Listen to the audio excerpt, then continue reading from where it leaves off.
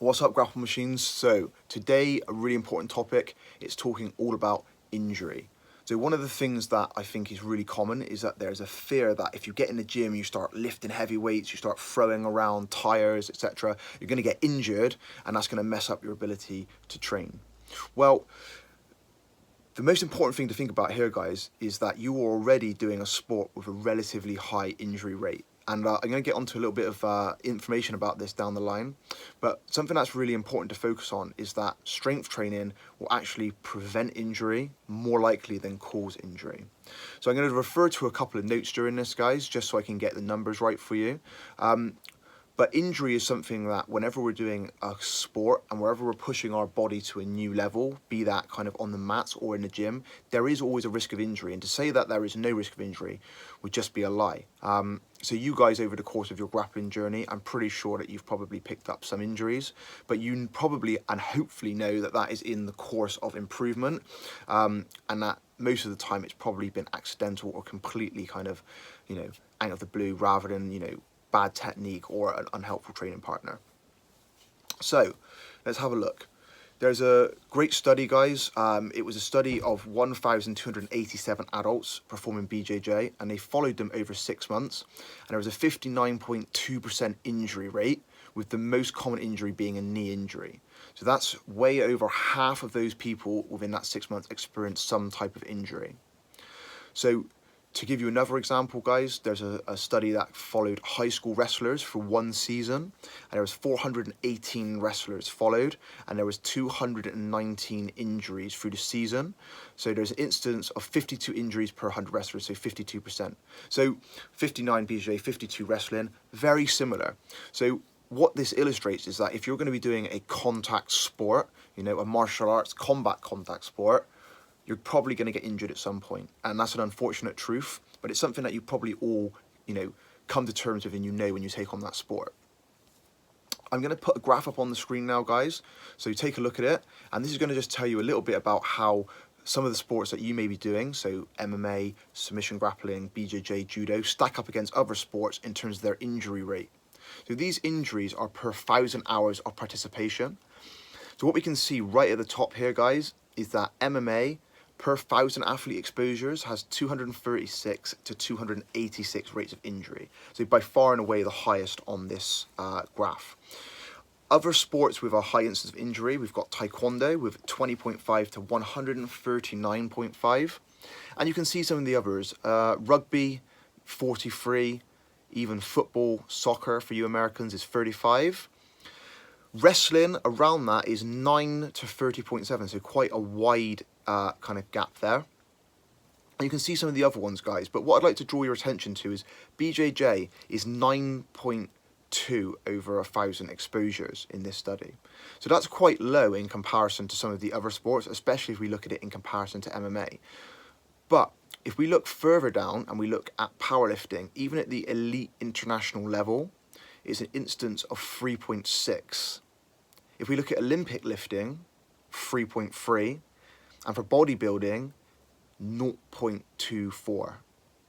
So if we look at the most risky kind of lifting, let's just say it's powerlifting for sake of argument, 3.6, BJJ almost has a triple injury rate. So what does that tell us? It tells us that weightlifting, lifting weights, and trying to strengthen our body has got a much lower injury rate. So hopefully that will alleviate that worry right now. The likelihood of you getting injured in the gym is much, much, much less than being on the mats and getting injured.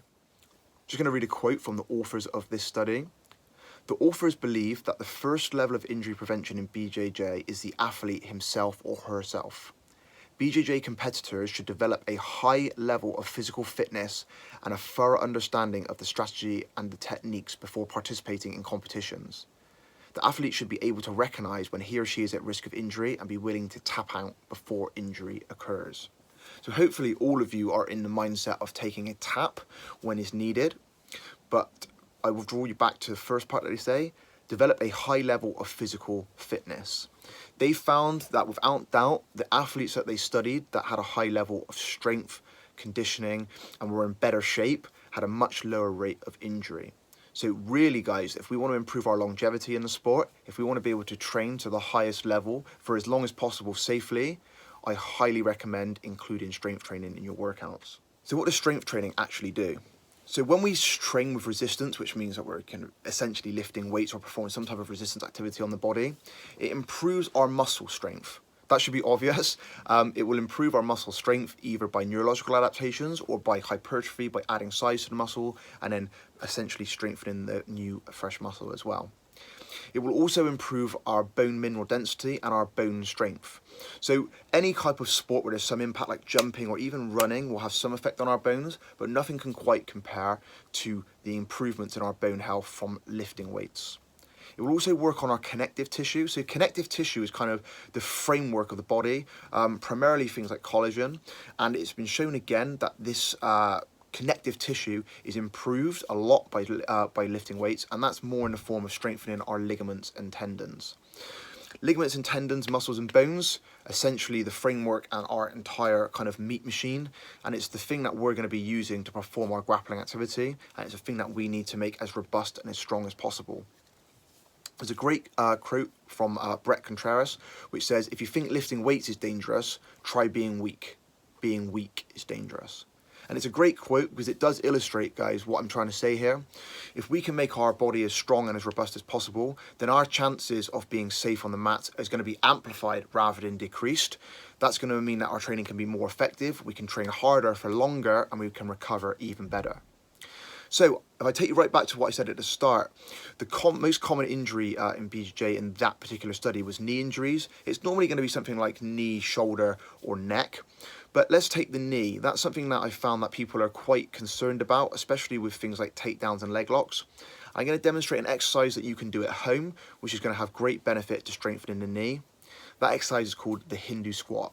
It's an exercise that has been used for centuries really in India with Hindu wrestlers, and it's one of the exercises that was made popular by a guy called Gama the Great. Big guy, big legs, very, very strong wrestler, and he was said to have done 4,000 a day. I don't know if we're stretching with that number. I wouldn't necessarily recommend that you do 4,000, but check out this exercise, and hopefully, guys, it's going to help strengthen that knee, strengthen that connective tissue, and improve your time on the mats. The Hindu squat is essentially a very deep knee bend. We're going to perform this by taking a narrow stance, allowing ourselves to rock to our toes to accommodate a very, very deep squat, bringing our bum all the way down to our heels.